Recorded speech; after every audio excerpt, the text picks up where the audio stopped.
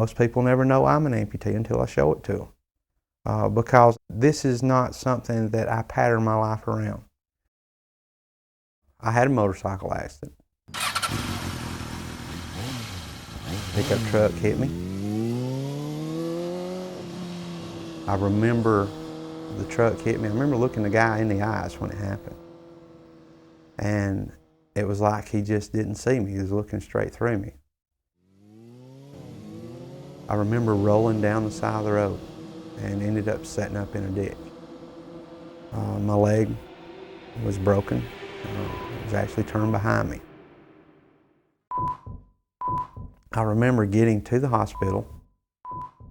At that time, everything started kind of getting fuzzy, and I didn't really know what was happening. The next thing I know is I wake up and it's 2 weeks later. I don't know it's 2 weeks later at the time, but I wake up.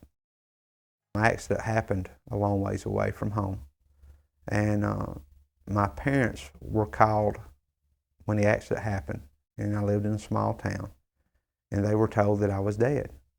And they drove all that way over there thinking that. And I didn't know that until this time. And they had told me, you know, everything that I'd already been through. I had 8 breaks in my femur that wouldn't heal. And as time went on, my whole body went down. My whole way of thinking got bad. I got to a point where, you know, I wanted something done. I'd hurt for so long. I wanted something to happen. My surgeon came to me and he said, we're at a point where we're going to have to do something about the infection. If we're able to save your leg, you'll be in a long leg brace and it will be locked at the knee, and you'll have maybe 10% use of it. If we elect to do an amputation, you should get about 15% of it. And that was basically all anyone ever said to me about an amputation in the hospital, nothing about prosthetics or anything. I'd been hurting for so long, my body I felt like I was going to die. And I elected for the amputation. My lowest point was when I was pushed downstairs, and I actually saw myself in the middle of the night sitting in a wheelchair. And I had to start making a decision then. I was 17 years old. I was scared to death. And there was a lot of life that I still had to live. I wanted to raise a family. I wanted to enjoy life and do the things that I wanted to do. See my family grow up, my kids grow up. And it was tough. It was really tough because there was points where I didn't know if I even wanted to go on because my whole life had changed so dramatically. So I knew at that time that I had to do something. And I kind of got out and started searching, and been on a long road. But today it's a lot different. And I just don't want those folks to go through some of that stuff. Sorry.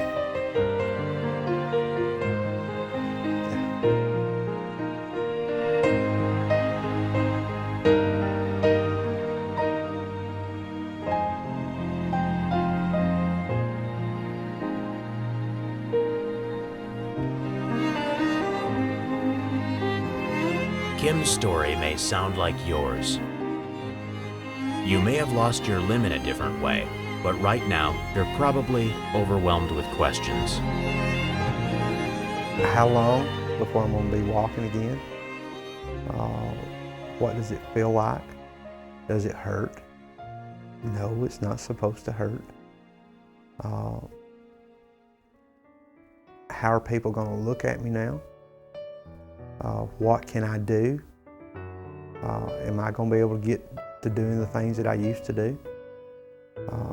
Am I going to be on disability?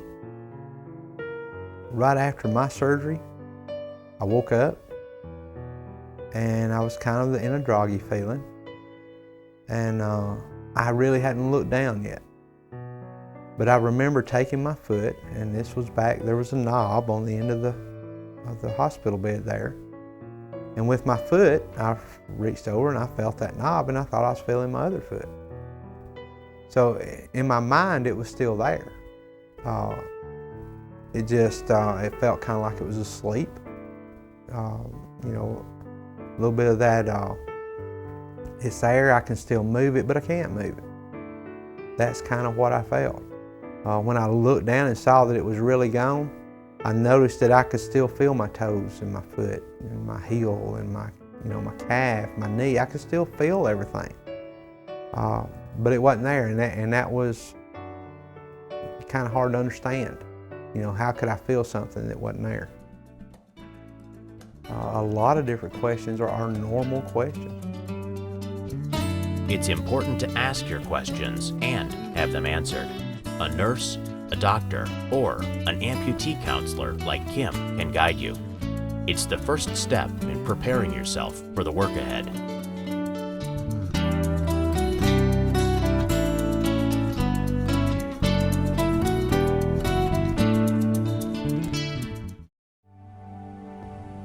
I called my insurance company, and they told me that I had a choice, that I could go wherever I wanted to. And I was like, what? I lost my leg in '78, and I had never been told that. When I hung the phone up, I sat in my kitchen chair and I just kind of cried. I said, why? Why wasn't I told this? There's something better out there for you, and I would recommend Fourroux. 1 year, this past July, they had to amputate my leg above the knee. My surgeon did not feel that I would be a good prosthetic candidate. My family thought I should be in a motorized chair, but when I heard about Fourroux, I said I needed to walk. I can do that. When you look at a 79-year-old lady, she didn't give up. You don't need to give up either. And I think it's changed my doctor's view.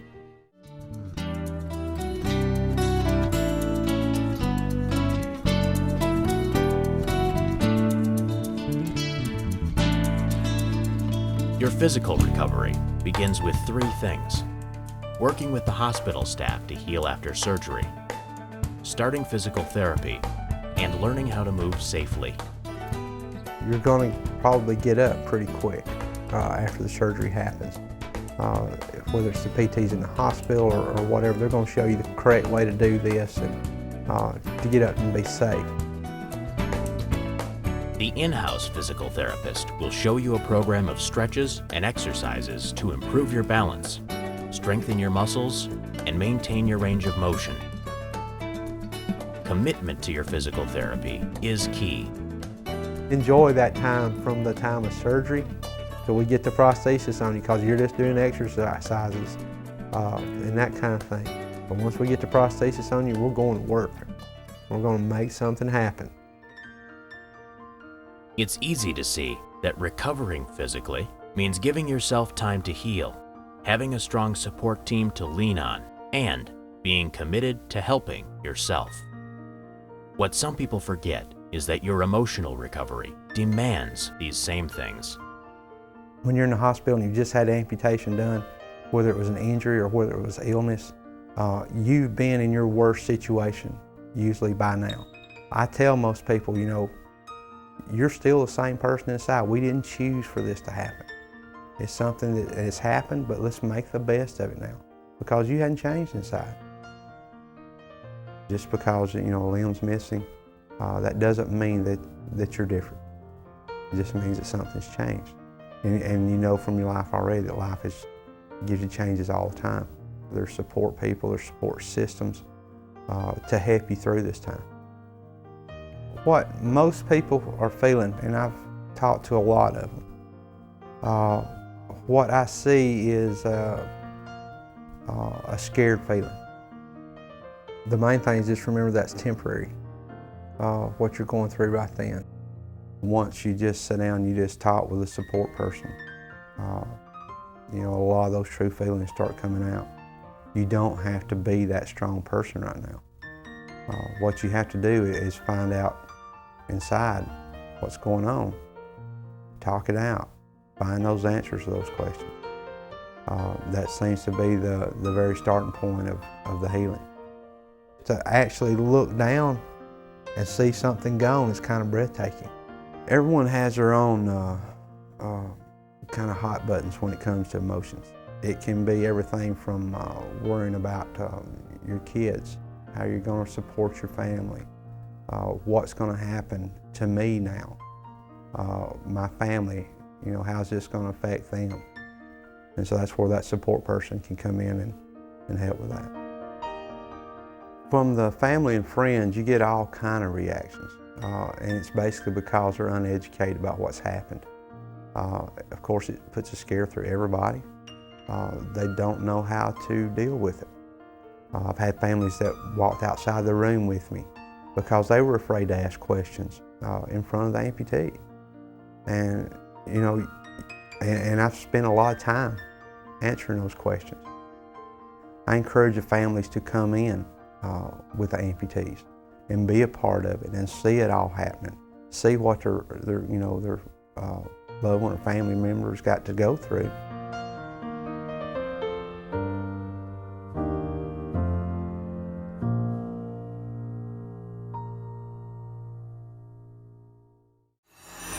I had gone to another place to make my prosthesis and I didn't feel comfortable.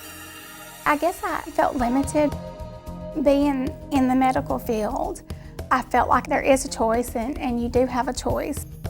I had seen the Fourroux commercial. I just called one day. I wish that I would have known years ago because it would have been a major difference in my life. I'm grateful and thankful that I'm a member of Fourroux now. The first time I talked to the surgeon, I thought, this is where I have to go. I got through with my surgery and realized, I said, no, man, you need to go to Fourroux. She wanted to know if her group had made a mistake or said something I didn't take right, but I said, no, I've known Fourroux for a long, long time. They're great people. They'll get you going. I promise you they will.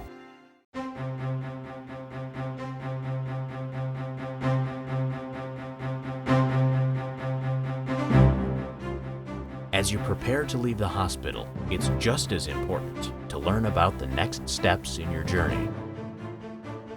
An artificial limb, called a prosthesis, is the path to your mobility. Just as your natural limb is unique to your body and how you move, a prosthesis is designed and made specially for you.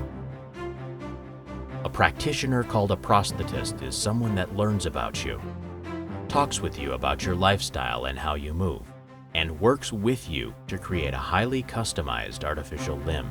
Because you work closely with the people who make your prosthesis, it's very important to learn about your choices. Just remember, you can choose your prosthetic facility. I just kind of believe that if a person makes an educated decision on where they go get their prosthesis made, that the outcome's going to be a lot better. This is not your surgeon's decision. It's not my decision. This is a patient's individual decision. The process and a patient build a close relationship, especially when the process cares about what he does. What you need to find is somebody that cares about you as a person, finds out your lifestyle, finds out what you like to do, what you want to do. What he should do is look at you as a person and what you have the capabilities of doing and try to make that happen, whatever it takes. A big part of creating a custom prosthesis is choosing from the high-tech components available today. The more your prosthetist knows about you, the better he or she can work with you to choose the right pieces. There are a lot of options, and choosing can be complicated, but your prosthetist is there to help. Here's the basic way a prosthesis works. From the ground up, you'll have an artificial foot and ankle that work like your natural foot. If you're amputated above the knee, you'll have an artificial knee joint as well. Your limb fits into a socket created specially in the shape of your body. The socket is made so that vacuum suction, a lanyard, or a pin and lock hold your prosthesis in place. The socket is the most important part of a prosthesis to me. And the socket is the part that the body actually goes into, because that's something custom fit to that person. Whether it's a microprocessor knee that you're wearing, or the highest quality of foot that you can put on, or a stick down there, you're not going to use it if that socket's not comfortable. So you've got to make sure that it's comfortable and functional, and it can be done. You don't have to walk around in pain. A prosthesis should not hurt. I went to a lot of different places, being fit for prosthesis, and I had issues. I had skin breakdown, I had pain, and I had people tell me, you'll get used to that, you'll learn to live with that, and you don't have to do that. A prosthesis is not made to hurt. The last place I went to as a patient was a place I went to for 15 years. I looked at my first prosthesis, I looked at my last prosthesis that they made me, and it was basically the same thing. Once I found someone that knew how to fit my prosthesis correctly, my prosthesis is very comfortable. I do everything that I want to in it.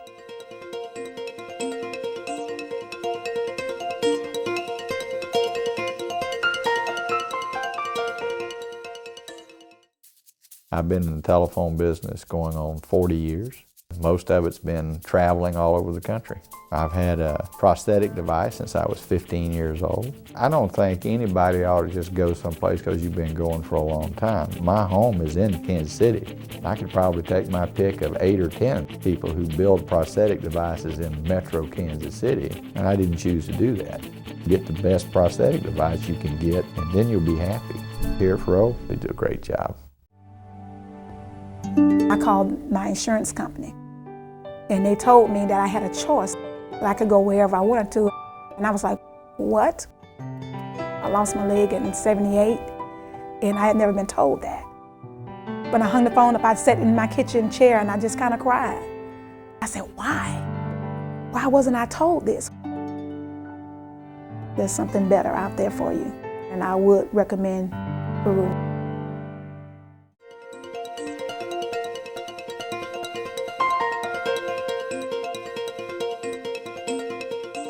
Your fitting is the start of your prosthetic experience.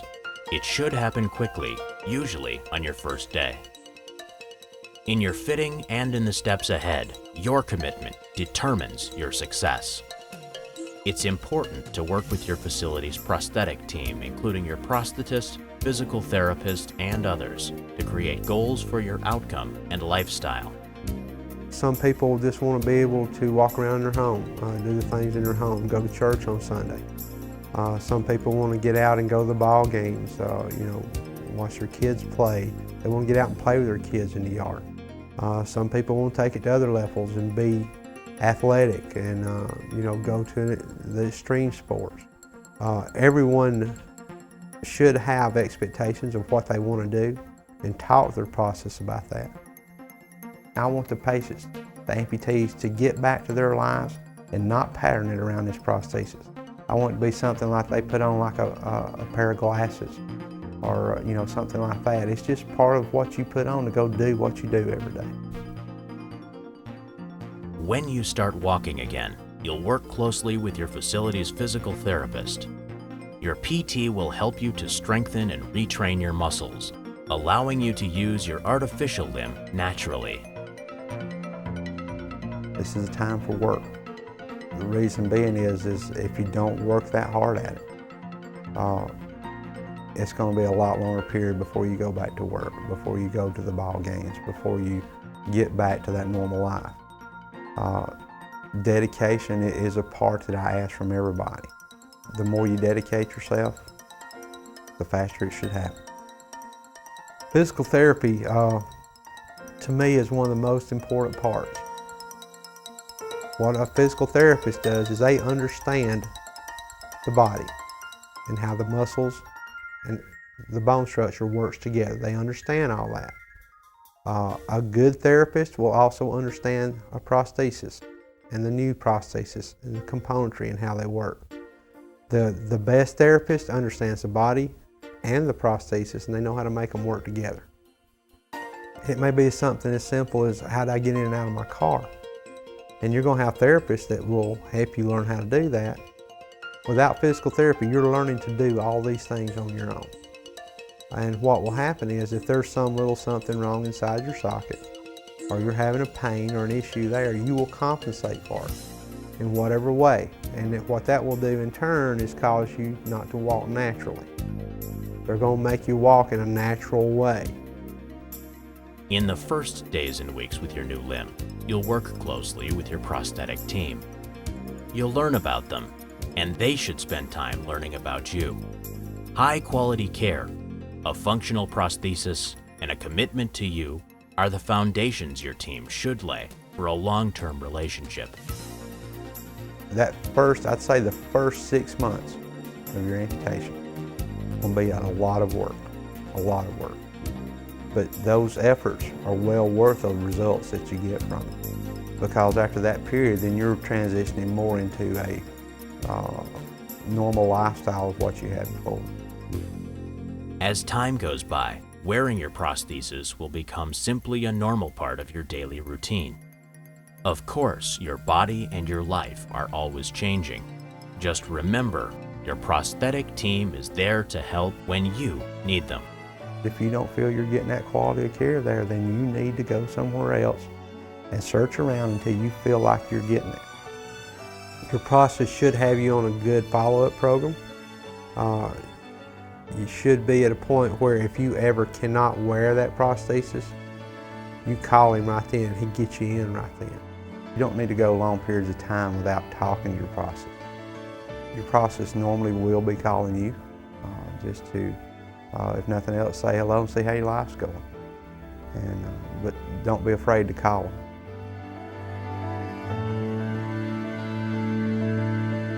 I do not think about being an amputee now. I don't pattern my life around it. I love to do stuff outside. I'm a hunter and I like to get out in the woods. I still got a small farm. I still do my tractors. I still do my four-wheelers. I do everything in life that I want to do. It hasn't changed me other than me wanting to change the way amputees were treated. My life's gonna be just like it was. I'm gonna play golf and I'm gonna work on my little old farm. That's all I need. Be with my wife, I'm gonna go dancing. When I finished my surgery, I looked down and I said, uh-oh, what are you gonna do now, son? And I'm not the type of guy that sits down, you know, I'm on the go all the time. I can't remember the first step I took when I was a child, but I mean, after being in a wheelchair, you just wouldn't believe what it feels like. For my 80th birthday, I want a plane ticket in my hand, and it's going to take me to a faraway place for travel. And I'm counting on this leg doing that for me. I came in with I guess with the idea that recovery was going to be like with my hip replacement and my knee replacement, 3 months and I'll be just fine. It wasn't the same thing. This was a new leg and a whole different ball game. And I was not wheelchair ready. My family thought I should be in a motorized chair and take life easy. But I said I needed to walk. I don't think I had a choice. That was it. I had 2 legs to begin with. And I wanted 2 legs when I have to walk out of this life. You know, you lose part of your limb. And I think you can be a teacher to others, that they can open their eyes and see what it is. And for those who maybe have lost a limb, and are hesitant. When you look at a 79-year-old lady, she didn't give up. You don't need to give up either, because if I can do it, you can do it. That's all I can say, and that's all I need to say. wearing the prosthesis. I go to church a lot, go to the store, shopping. Sometimes I just like to take drives. Sometimes I go to the park because I want to get out and I want to do things. I'm a hard worker and I don't give up easy. I'm a fighter. I have a strong will. I've been through a lot of things. I've encountered a lot of things. I guess that I have overcome a lot of obstacles. I don't know, I just give off a lot of energy. I'm just encouraged to tell the next person that you can do it, whatever it is, no matter how hard it seems. I want them to tell themselves, I can conquer this. Let's just move forward. Things happen, such as life. We have no control over what happened, but we can not settle. We cannot just sit and just say, okay, I'm gonna feel sorry for myself, I'm gonna die. You still got a chance. And that's how I feel about myself. That's why I would tell someone else. That's it, it's real plain and simple. I told Kim the other day that I've been through it now, and I would like to help people get to know what to expect. It's not the end of the world. Life's not over, man. You're just starting. It's all gonna work out.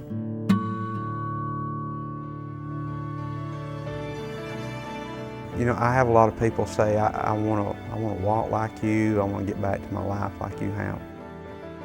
My road was a long and hard one. There's things out there now that could have got me where I'm at years ago. But no one ever took the time, the initiative, or cared enough to make that happen. Your road can be as short as you want to make it now. There's all kind of support, there's all kind of information, there's all kind of people there that want to help you. I love to think that every new amputee that I meet is going to be better than I am.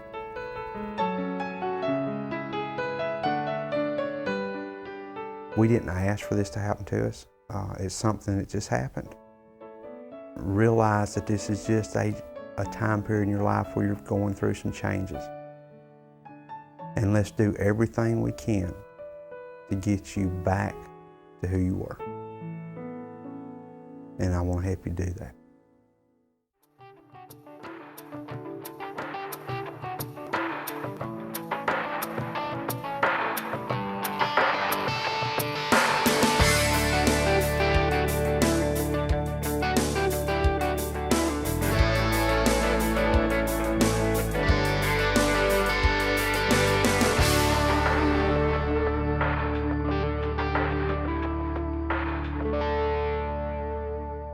One year, this past July, they had to amputate my leg above the knee.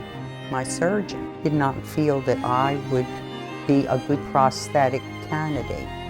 My family thought I should be in a motorized chair, but when I heard about Fourroux, I said I needed to walk. I can do that. When you look at a 79-year-old lady, she didn't give up. You don't need to give up either. And I think it's changed my doctor's view.